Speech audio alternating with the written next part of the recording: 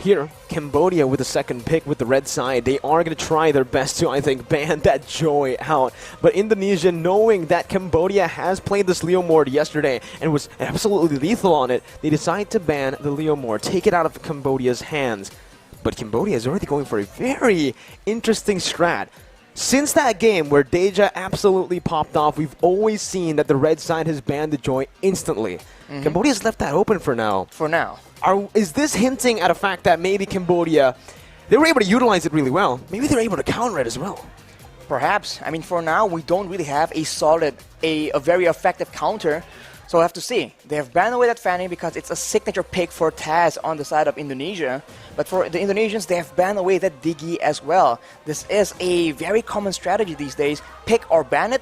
And for Indonesia, the fact that they have banned away is very secure. There's very good utility to fight against crowd control. You can expect some aggression, some engages, some pickoffs from the side of Indonesia, as Cambodia will deny that Valentina pick. Still, that thought is lingering over. Joy, who is it going to be let go here by Cambodia? Again, the team that utilized the Joy really well. So they should understand how much of a threat the Joy is, especially on the hands of these mechanical players from Indonesia, right? But that's the question I actually just want to ask for Cambodia right now. Is it because they know how to counter it? Because we've been talking a lot about this. We've been having discussions about how to counter the Joy lockdown heroes. But Todak tried that. They tried the Franco with the Mincetar, 2 lockdown heroes, and it did something, but it did not do enough to shut the Joy down. Nowhere near enough, and I think that's the main problem. You may be able to counter it, but at what cost? If it's too difficult, if it's too costly for your team, you might as well don't do it. It doesn't really make sense. It's not a value kind of decision. So we have to see. This is the final ban, and this will tell. Will the Joy make an appearance? And if it's up there, will Indonesia insta-pick it? Or will they actually brave the odds and go for something more of their comfort? It all lingers in the decision of Cambodia. Now it's a bit intense, Mirko. 1-1 is up for grabs. The Joy as well. I think at this point, Cambodia, they need to double down. Don't ban the Joy, go for a trade. Because if they do ban the Joy, it gives over that 1-1 towards Brands. We saw how lethal he was on that 1-1. But Cambodia, they're playing with fire here. Banning out the Akai, leaving Joy, Kaja, 1-1, all up for grabs. And this might be a bait. Cambodia, they can give that Joy over to Indonesia. A hero that many people have said can counter the Joy is that Kaja, bringing this Joy back with the Divine Judgment, locking her down with the suppression as well, but the Joy will still be the first pick for Indonesia. And Cambodia now has the opportunity to go for that Kaja and that 1-1. The Kaja and the 1-1 for a bit more kiting. We did see that when Cambodia was going up against... Pardon me, I don't really remember right now at this moment, but when they were actually using this Joy as well, they banned away the 1-1, knowing that with the counter to mobility is usually more mobility as well. They have secured it, and in the hands of OP, in that essentially slightly reduced gold funnel situation, OP can actually use this 1-1 very effectively, but Indonesia is hovering on that gourd. Whoa. I think this is a joke. I don't think this is going to happen. Is it though? We've seen a lot, and we've been, sometimes they actually do pick this up. Last time I think Gourd was picked up, it was a long time ago. I think it was MP Lighty Season 7. A different lifetime ago. A different lifetime, a different time. But now, the Joy, when it was on the hands of Deja, it was played in the mid lane. It wasn't played in the jungle. Right now, Indonesia, they do have the chance to actually flex this pick over to the jungle. I've seen some of my friends try it out. They will go and opt for the Yve and the Lolita instead of the Gourd. Pretty wise choice in the first game up against Cambodia in a best of 3. This Lolita provides such good cover for the other members against the 1-1, whether it's from the crossbow tang or just from preventing the weakness points from the get-go. And obviously the Yve becomes a solid hero to face off up against the 1-1. That matchup is pretty beneficial for the Yve. But Cambodia has that Kaja, right? So Indonesia needs to be very careful. Especially with their backline members, unless it's a Joy, of course, because that kit has a lot of safety and security. For the side of Indonesia, though, having that Yve We talked about utility, and now with the current changes, Yve isn't locked down only to being effective with the real-world manipulation. She can actually have a lot more impact with the other skills as well. And when you can slow down that 1-1, maybe that is how they plan on catching the 1-1 as well. The Martyrs, though, has been picked up by Cambodia, so they are setting up for a very, very oppressive early game. Carmilla banned out Rashi, and now Cambodia are going to go for the first ban in the second phase. They've opted to go for the Martis. This is a very heavy dive/pick composition from Cambodia, just looking to scatter Indonesia's composition, their formation as well in these team fights, because it seems like it's the opposite. Indonesia are trying their best to form a front-to-back composition that really wants to, well, yeah, play front-to-back. That's it, you know, play around their frontliners, around their backliners. Yuzong, though, is going to be banned out. Cambodia setting up for a pretty vulnerable mage, I believe, with that Yuzong ban, because currently they do have 3 somewhat divey heroes, right?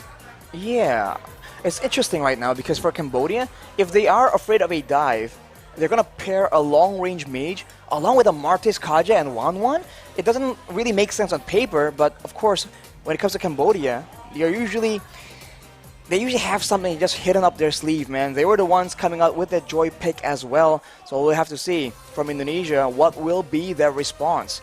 They want to make sure they don't get dove in the backline as well. They have that Lolita to deter any kind of massive dive. So I guess what they need right now is some DPS, making sure that the Martis cannot just overpower and just run into them. But they will ban away that Faramis instead.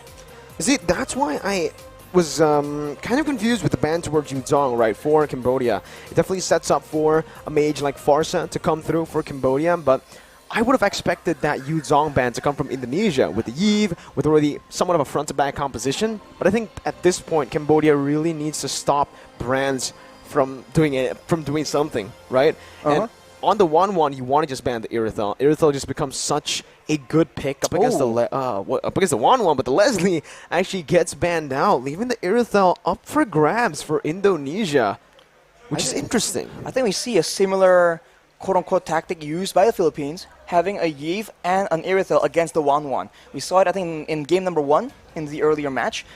And it makes a lot of sense. I think Leslie has a lot of damage, and that is dangerous for the Martis, for the tankier frontline members. But having an Irithel, as you mentioned, Mirko, counters that 1-1. And in the late game, if Cambodia is really going hard for an engage, the mobility coming in from an Irithel that can just hit while moving, right, will be a huge advantage to the kite game.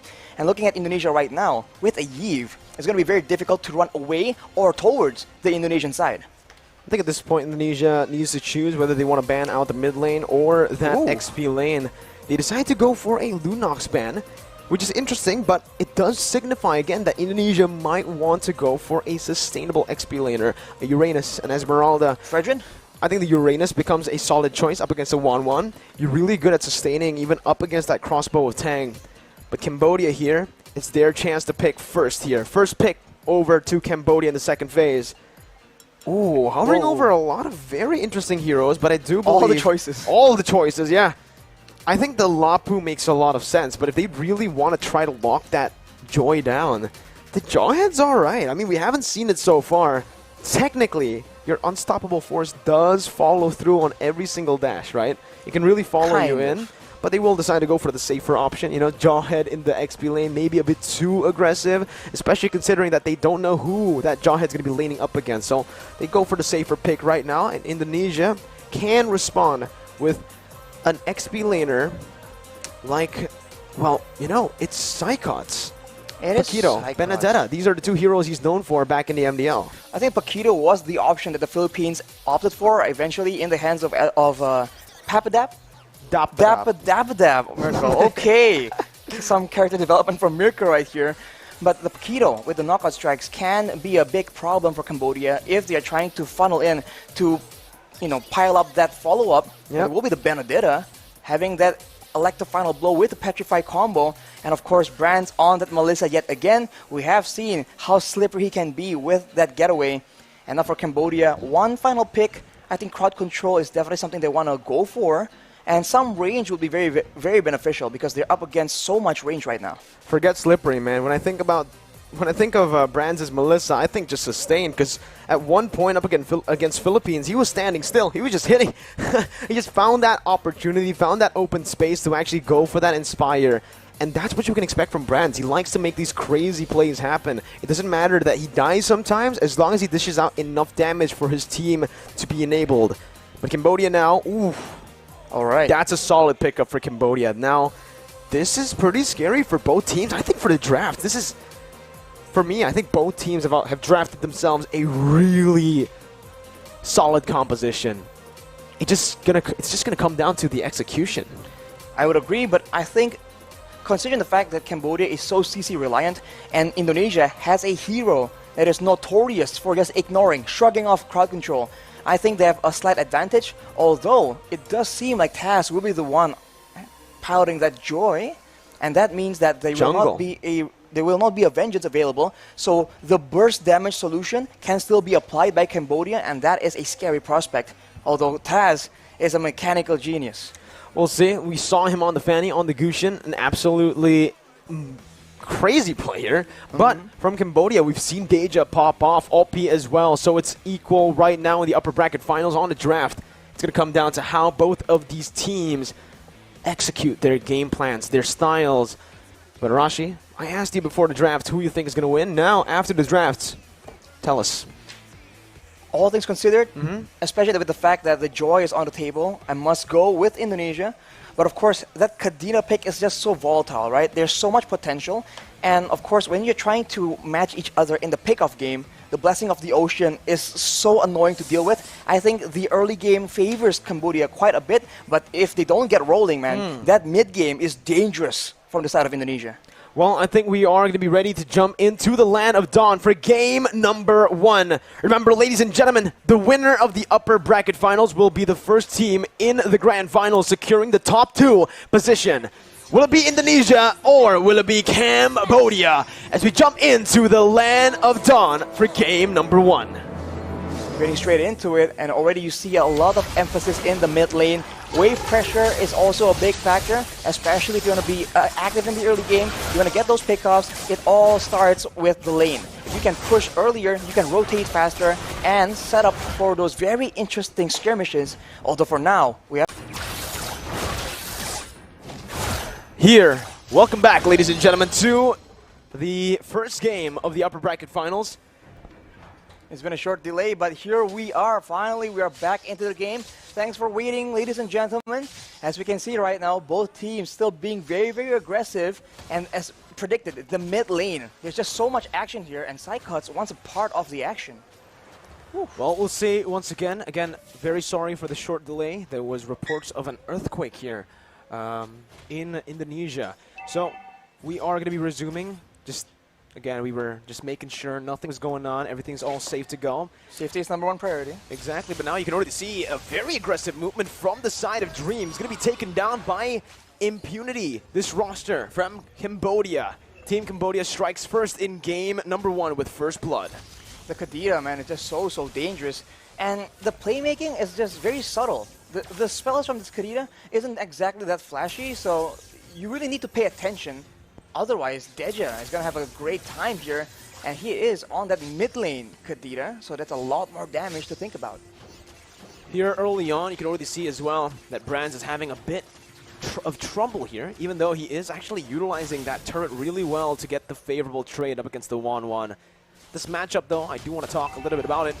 The turtle has spawned in Arashi, who has the lead here, who has the advantage. I think it's quite balanced, but Cambodia, they have a lot more tools to begin fights, so I think the Indonesians need to be very, very careful, and now it begins. Numenal Blast comes in, and that's going to be taken down. The Petrify as well with the final blow as the backline will be targeted by Boom. Hijime with the flicker to get out to safety, but that's the retribution by Taz as he goes absolutely massive, dealing a whole lot of damage, picking up a kill as well. Boom melted down, forced to flicker out, and Indonesia comes back, secures the turtle, and 2 kills. I wish I can say I was surprised, but look at how oppressive this Joy is. A lot of damage, a lot of survivability. At the end of the fight, Taz had almost half his HP bar. worth of shields, and that is something that in this early game Cambodia cannot deal with. They simply just don't have the items, the damage to deal with it, and this is why it's so annoying to have this Joy on the opposing side, and they need to be more proactive here, because if Indonesia are the ones engaging the fight, like now you can see, it's just very, very dangerous, and they are risking getting picked off. The rhythm of Joy and the electrifying beats, it does so much damage. It's nasty combo. Nasty combo, and on top of that, nasty mobility. He's untargetable practically when she is using that rhythm of Joy. But 5 jumps essentially, I think. yeah, 4 or 5 jumps. If you keep on resetting it, if you play with the rhythm as well, you deal more damage with the passive.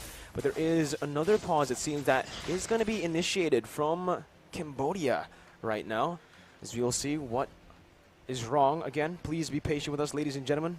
There is, I think, a technical issue again. We want to make sure that the game runs as intended. Nothing just sways the balance in anyone's favor. But for now, very, very interestingly enough, it's the matchup here between the Joy and the Martis. It's just very interesting because it's the same idea. A lot of dashes. Well, we're going to jump in back to the game as the game has been resumed by Cambodia and Indonesia. Again, 3 minutes in, there is a 1,000 gold lead currently for Indonesia. Both teams are playing it relatively passive here as Taz jumps in once again with the rhythm of Joy. Jumps in as well using the electrifying beats. Doesn't get the gold buff though. That's a fancy beat actually that comes up when you use that ultimate. But Taz is just all across the map trying to get the ganks up, getting that farm as well. I think the mid game is where both teams have the resources to try and start just turning up the aggression and starting to attempt to at least snowball or maybe perhaps just get objective advantages, because both teams have shown that they have that macro knowledge, and I think with that makes the team fights just that much trickier depending on what mutual objective is on the map. Good read by Brands here, as we mentioned. Strong side towards that gold lane for Cambodia. Taz again with the rhythm of Joy just being such a nuisance. Lutu still able to get out on the Martis, anti-CC, but it is just going to be Indonesia who takes the turtle for free, as Cambodia has opted to actually play around that gold lane. Opie finding a solo kill up against Brands, and T and Deja are waiting patiently for Taz to step in. He jumps in, gets caught in Divine Judgment, and that's the burst we mentioned, Arashi. The Petrify as well, but Taz is still able to survive. Jumps in with the rhythm of Joy once, twice, 3 times, and that's the 4th with the electrifying beats, dealing as much damage as possible. Deja gets taken out by Dreams. So much shielding for the Joy, Arashi. Taz and the Joy. Yes, there's a lot of shielding here, but even before that, in the initial CC lock, he was able to survive from that without a vengeance. So that is very interesting. I really thought that it was over for him right there, but he was able to survive with a sliver of HP, and that is all you need on this hero. You need to seal the deal before there's any counterplay. Otherwise, it's an absolute disaster. And for Cambodia, now they're on the back foot for sure. Indonesia will try and use this lead, this control, and get those nasty pickouts of their own, or even a big combo, unless Cambodia can do something surprising, like the trap in the purple buff. It was a very great attempt.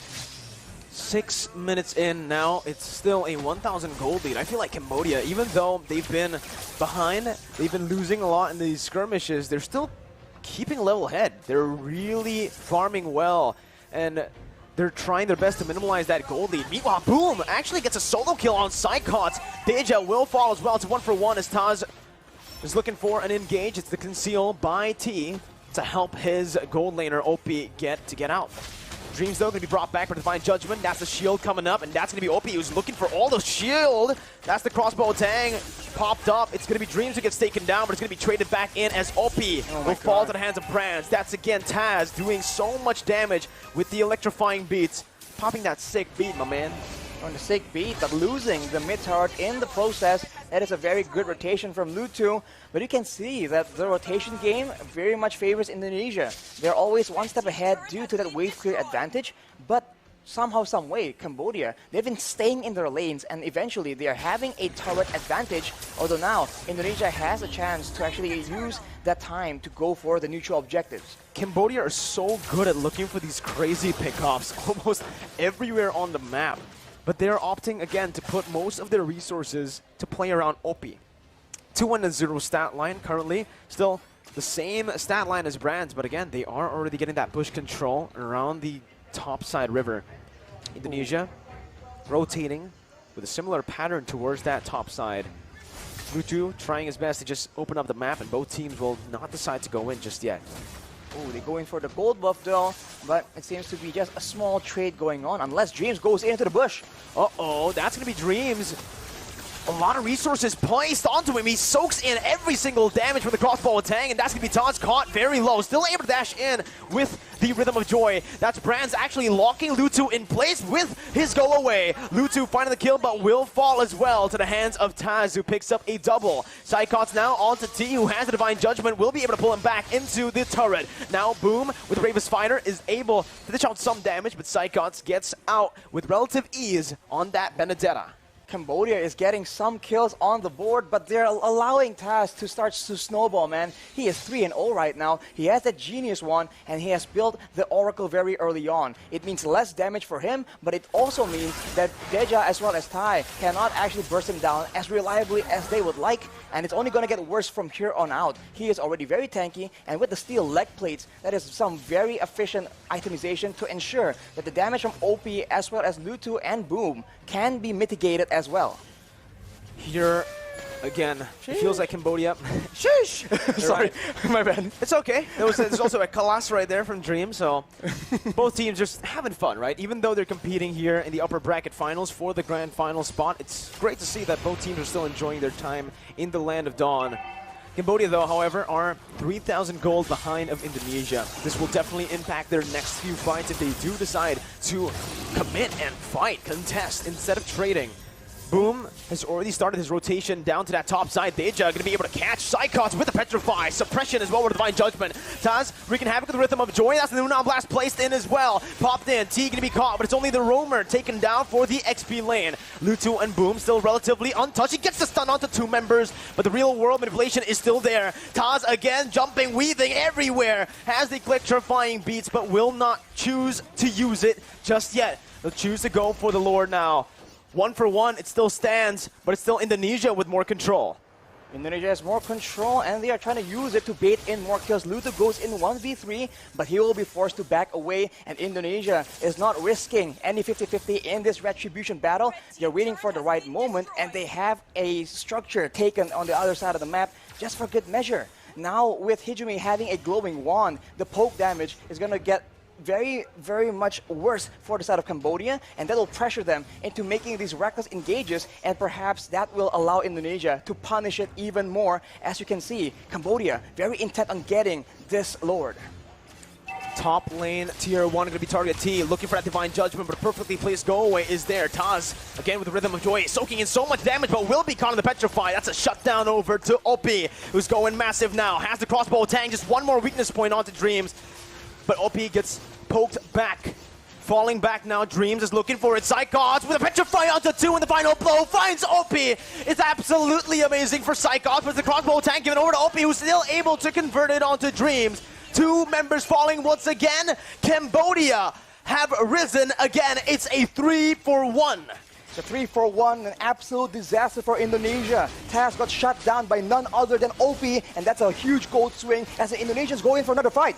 Brands trying to do what he can here. He's going for the steal, but will not be able to find it. The go away and the Wind of Nature popped in, but it's going to be petrified. And you can't Wind of Nature. The damage from that Kadira magic penetrating through, and Brands taken off the board. That's a 2v5 essentially for the Indonesians. Very, very reckless. And it seems like they're losing control in this game right now. They certainly are not expecting the difficulty for Taz to actually take control of that game. We questioned if Cambodia has a solution, has something in the pocket. That is what they're showing right now. With the Lord pushing in, Cambodia goes for the jungle control as well, and the Indonesians are struggling to keep up.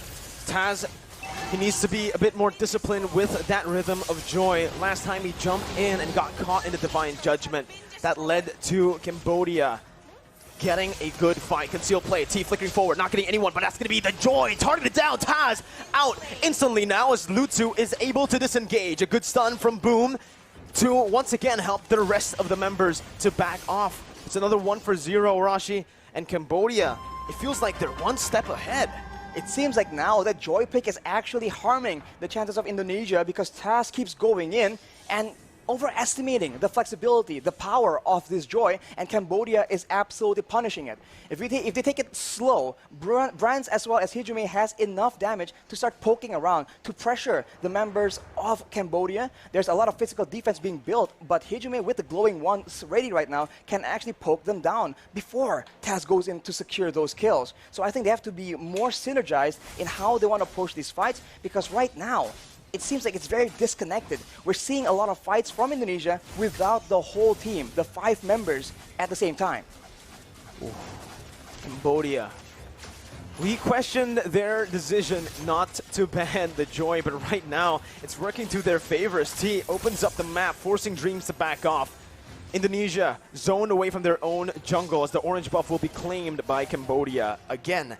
It feels so tough for Indonesia currently because Cambodia have such a good kite back composition. They can kite back, they can even engage now. And that's what we mentioned earlier, right? This pick style of composition that Cambodia opted to go for and kept on building towards.